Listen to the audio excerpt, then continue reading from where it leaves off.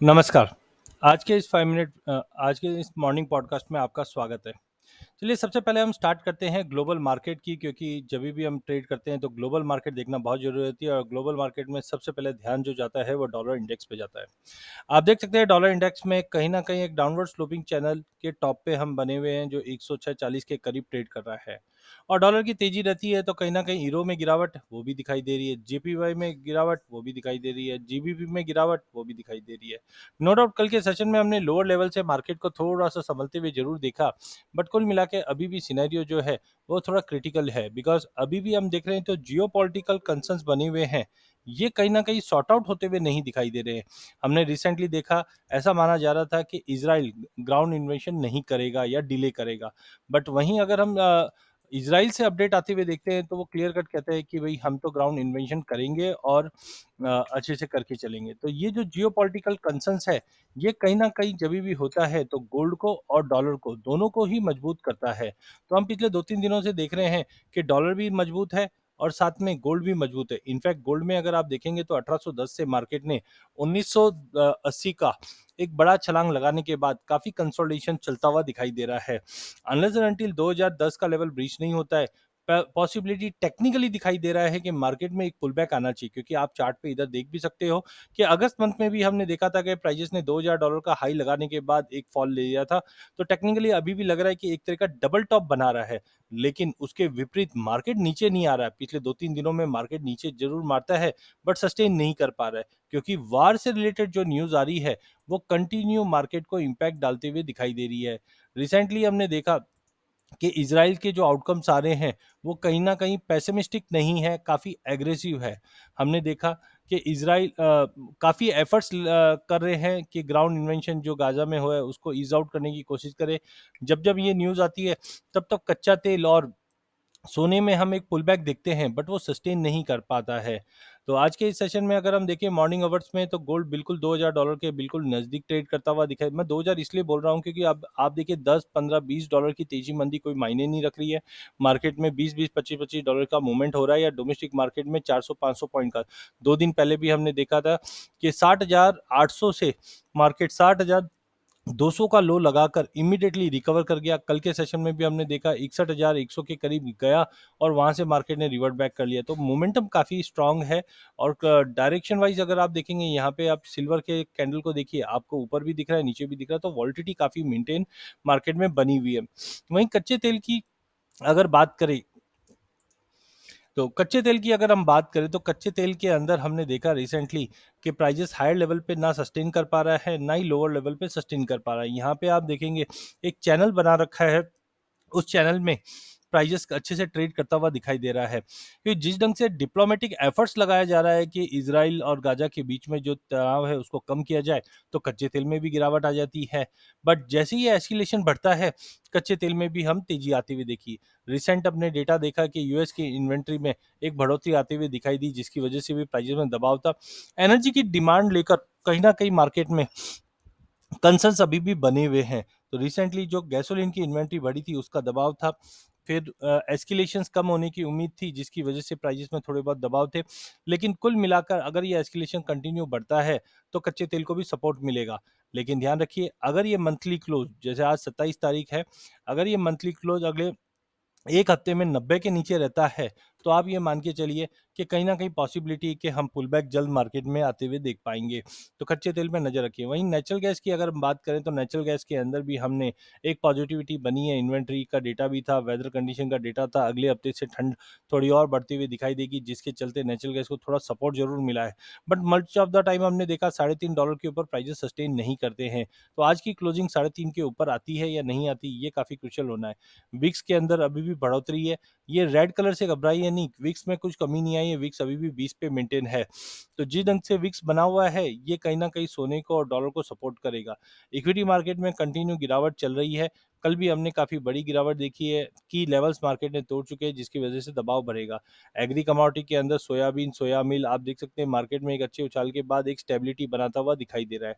अब हम आ जाते हैं डेटा पॉइंट पे कि आज के क्या डेटा पॉइंट और क्या न्यूज़ है। तो यहाँ पे आप देख सकते हैं चाइना के एफएम ने कॉल किया है कि स्टेबल यूएस टाई करनी चाहिए, और कंटिन्यू हमने एफर्ट देखा है कि चाइना फाइनेंशियल मार्केट के अंदर इन्फ्यूजन कर रहा है करीबन 1 ट्रिलियन युआन की, जो दिखा रहा है कि एफर्ट्स लिया जा रहा है कि इकोनॉमी को स्टेबिलिटी प्रदान किया जाए। जीडीपी के नंबर्स कल के जो आए थे, हमने वहाँ पे हमने देखा 4.9 का जंप आया था, जिसके बाद थोड़े से कमोडिटी में पुल बैक आया था।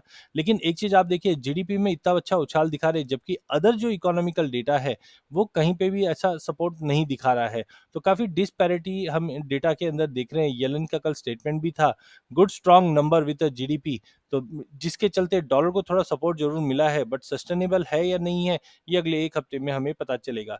इंटरेस्ट रेट की मीट भी है फर्स्ट वीक ऑफ नवंबर में, वो भी काफ़ी क्रुशियल। आज के डेटा पॉइंट की अगर हम बात करें, तो आज यूएस से हम पर्सनल इनकम, पर्सनल स्पेंडिंग के डेटा आते हुए देखेंगे जो साइडवे है।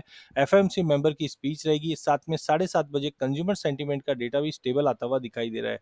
अगले हफ्ते से काफ़ी इंपॉर्टेंट जो रहेगा वो चाइना के मैन्युफैक्चरिंग पीएमआई के नंबर रहेंगे, क्योंकि 50 के ऊपर मेंटेन है या नहीं, ये इंपॉर्टेंट है। इनफैक्ट जापान से भी हम bank of Japan monetary policy के स्टेटमेंट, और साथ में हम देखेंगे यूएस से की डेटा अगले हफ्ते रहेगा, और जो उसमें सबसे इंपॉर्टेंट है वो फेड इंटरेस्ट रेट है, जहाँ पे हम देख रहे हैं कि स्टेबिलिटी मेंटेन रहेगी। आइए अब हम देखते हैं चार्टिकली मार्केट कैसा मूव करता है। तो सबसे पहले अगर हम बात करें, तो चार्टिकली हम देखते हैं डॉलर इंडेक्स। डॉलर इंडेक्स में अगर आप देख सकते हैं, तो प्राइजेस एक कंसोलिडेशन जोन में मार्केट ट्रेड करता हुआ दिखाई दे रहा है। एज ऑफ नाउ हम देख रहे हैं मार्केट ना ही ऊपर जा पा रहा है ना ही नीचे, एक डाउनवर्ड स्लोपिंग चैनल या हम एक रेंज में ट्रेड करते हुए दिख रहे हैं। जीडीपी के नंबर्स आ चुके हैं, जिसके बाद मार्केट में एक स्टेबिलिटी बनी हुई है। तो अनलेस एंड अनटिल हम लोग प्राइजेस के अंदर 107.40 के ऊपर नहीं जाते, हाई पॉसिबिलिटी कि हम नीचे की ओर जाएंगे, क्योंकि यहाँ पे मैकडी नेगेटिव क्रॉसओवर में चल रहा है। वॉलिडिटी बढ़ने वाली है, उसके लिए कोई की इवेंट मिलने वाला है, उसके ऊपर आपको नजर रखना है। वहीं इंटरनेशनल अगर गोल्ड की अगर हम बात करें, तो गोल्ड स्पॉट में हमने देखा प्राइजेस 1980 के करीब इस वक्त ट्रेड करता हुआ दिखाई दे रहा है। जियोपॉलिटिकल टेंशन की वजह से मार्केट में अभी भी स्टेबिलिटी प्रॉपर बनी हुई नहीं है, मार्केट में वॉलिटिलिटी कंटिन्यू मेंटेन है। अगर वार प्रीमियम खत्म होता है तो ही हम एक करेक्शन देखेंगे। वी आर एक्सपेक्टिंग कि 1940 1950 का एक पुल बैक मिले, उस पुल बैक पे फिर लेना है जो 2020 तक का लेवल दिखा दे। बट अगर लड़ाई कंटिन्यू चलती है तो हाई पॉसिबिलिटी है कि 2000 का लेवल तोड़ने पे भी 2020 तक का लेवल दिखा दे, बट टाइमिंग 2020 का लेवल दिखाने के बाद एक पुल बैक है। अभी भी ट्रेंड पॉजिटिव है, बट वॉलिटिलिटी धीरे धीरे कम होते हुए दिखाई दे रही है। हाई वॉलिटिलिटी जोन से अब स्टेबिलिटी की तरफ जा रहा है। तो आज के लिए ध्यान रखिए ना, 1970 से लेके 2000 के बीच में मार्केट ट्रेड करता हुआ दिखाई देगा। वहीं अगर चांदी की बात करें, तो चांदी 200 मूविंग एवरेज के नीचे, ये डेली चार्ट है, 200 मूविंग एवरेज के नीचे जो एग्जैक्टली $23 पे है। तो आप देख सकते हैं दायरा जो बना हुआ है 22.20 से लेकर 23.80 के बीच में मार्केट बना हुआ है। थोड़ा पुल बैक पॉसिबल है, उस पुल बैक पे लेके चलिए, ओवरऑल ट्रेंड पॉजिटिव रहने की उम्मीद है। वहीं गोल्ड सिल्वर रेशियो इस वक्त 86-90 के करीब ट्रेड करता हुआ दिखाई दे रहा है। रेशियो में हमने देखा कि वापस डबल टॉप करता हुआ दिखाई दिया 88 पे, और यहाँ से पहली कैंडल है नीचे की तरफ। अगर ये नीचे की तरफ आ जाती है, जिसका मतलब है गोल्ड के मुकाबले चांदी मूव करते हुए दिखाई दे सकती है। डोमेस्टिक मार्केट में एमसीएक्स बुलडेक्स 16,000 का लेवल रिगेन करता हुआ दिखाई दिया, 200 मूविंग एवरेज के ऊपर है, बट मल्टीपल ऑफ टाइम हमने देखा 16,100 के ऊपर प्राइजेस बिल्कुल होल्ड करता हुआ नहीं दिखाई दे रहा है। जियोपॉलिटिकल टेंशन अगर कंटिन्यू रहता है तो डेफिनेटली हम लोग 16,200 300 तक का लेवल दिखा पाएंगे, जो पिछली बार हमने जुलाई मंथ में आते हुए देखा। अदरवाइज मार्केट एक करेक्शन के लिए ड्यू है। तो ध्यान रखिए, सोने चांदी में क्लियरिटी नहीं है पिछले एक हफ्ता 10 दिन से हो क्या रहा है। जियोपॉलिटिकल टेंशन बना हुआ है जो प्राइजेस को सपोर्ट कर रहा है, टेक्निकली ओवरबॉट है जो मार्केट को बढ़ने नहीं दे रहा है। तो प्लीज संभल के ट्रेड कीजिए, मार्केट में वॉलिटिलिटी मेंटेन रहेगी, बट कुल मिला के जब तक लड़ाई खत्म नहीं होती है, बुलियन बाय ऑन ड्रॉप की रणनीति बना के चलिए।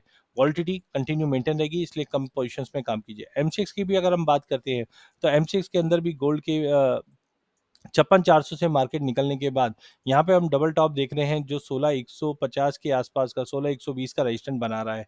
कल के सेशन में हमने देखा मार्केट में रिकवरी जरूर आई, बट 16,100 के ऊपर सस्टेन नहीं कर पाया। अगर प्राइस 16,100 का लेवल तोड़ता है तो डेफिनेटली दिवाली पे हम 62,400 तक का लेवल देख पाएंगे। Otherwise market as of now 60,000 से लेकर 61,000 के बीच में ही मार्केट कंसोलिडेट करेगा, या वर्स्ट इन केस अगर हम बात करें तो 59,700 का सपोर्ट मार्केट में बनता हुआ दिखाई दे रहा है। आज के लिए मार्केट क्लियर नहीं है, इसलिए वेट एंड वॉच करके चलेंगे।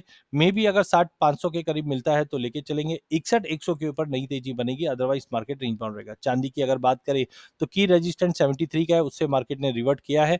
नीचे में 70,500 तक के सपोर्ट पे बाइंग की जा सकती है, जो नई तेजी के लिए 73 का लेवल तोड़ना इंपॉर्टेंट है।